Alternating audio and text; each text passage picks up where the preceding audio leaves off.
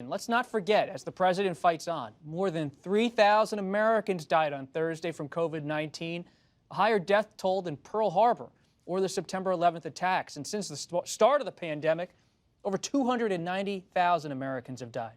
Now, the FDA is moving swiftly on vaccine approval, even as the president pressures them to go faster. President-elect Biden told Americans on Friday to be confident in the vaccine. I want to make it clear to the public. You should have confidence in this.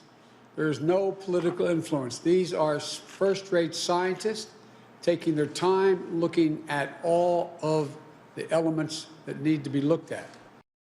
Molly, what's the split screen here? President Trump fighting on the election on one front, President-elect Biden on the other, speaking as he did this week. Well, all of the consequences that we have just been talking about and the potential undermining of the incoming president really have worrisome effects on President-elect Biden's ability to respond to the pandemic from the day he gets into office, because so much of what he wants to do depends on Americans believing that he's the president and listening to what he is saying.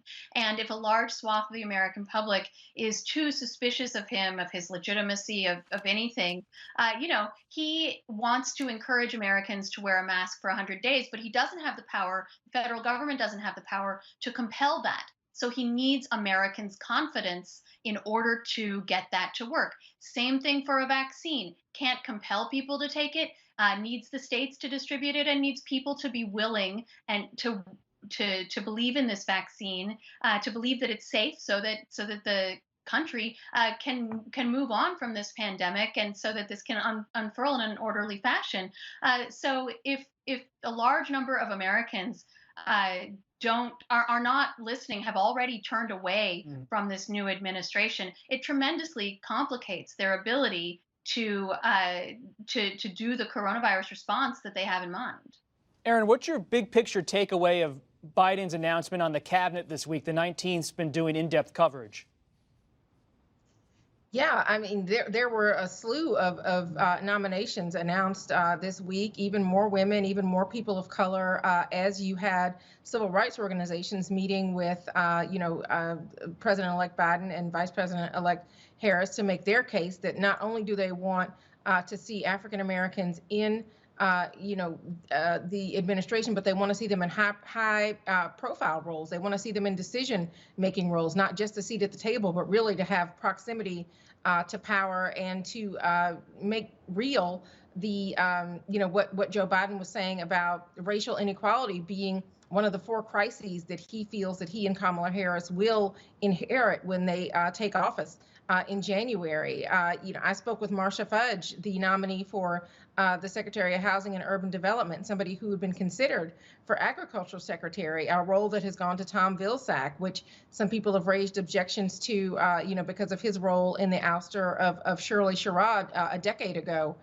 this year. What she said was that she feels that HUD is an agency that can confront racial inequality. And she also said that she spoke with Tom Vilsack and that he may be open to hearing some of the concerns that Black leaders have expressed and others over how he may approach this role if he is confirmed this time. And so, I think lived experience has certainly been at issue in how this administration is taking shape. And I think that we're seeing the folks who were part of the coalition that got Joe Biden elected are absolutely committed to being a factor in how he intends to govern.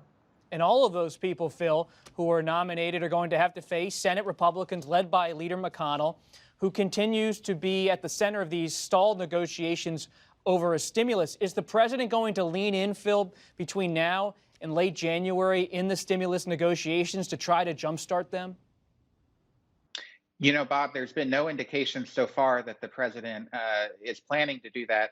Or that he's frankly that engaged in these stimulus negotiations. He has had almost all of his time occupied since the election on the challenges that he and his team have been making in court and in the public arena to the election result. He's not doing much by the way of governing, certainly not on the coronavirus pandemic. And look, this stalemate has been in place in Congress now for many months. It has been a long time since that first round of stimulus money has has disappeared, and tens of millions of Americans remain out of work. The lines at food banks are very long. A lot of people are hungry, are hurting, are out of work, struggling to keep their rent and pay their families. And what you have in Congress is leaders who are really not making a deal at this point. They're not getting anything done for those people right now. Molly, you've written the book on Speaker Pelosi, terrific read. What's the problem with the stimulus? If there's such an impetus to get something done, millions of Americans struggling, why doesn't it happen? And where is the Speaker in this mix? The Speaker said yesterday that she would not be surprised if the Congress has to stay past Christmas. That is the kind of threat that in the past sometimes has worked to motivate people. But she has felt throughout this process that she simply doesn't have a negotiating partner. And a lot of that, I think, does have to do with the president's inconsistent engagement in this process.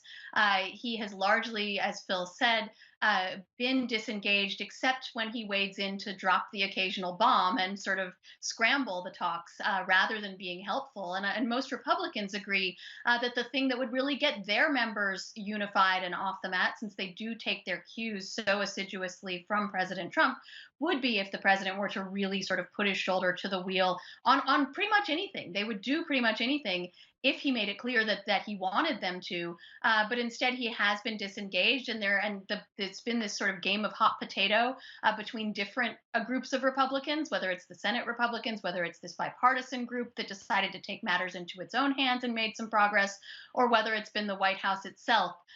So all that has meant, today they bought themselves some more time, passing a week extension of the government spending deadline that they hope to use as a vehicle to pass further coronavirus relief. But as Phil alluded to, it's already too late for a lot of people and a lot of businesses. Errin, what's the real world cost for not getting the stimulus done?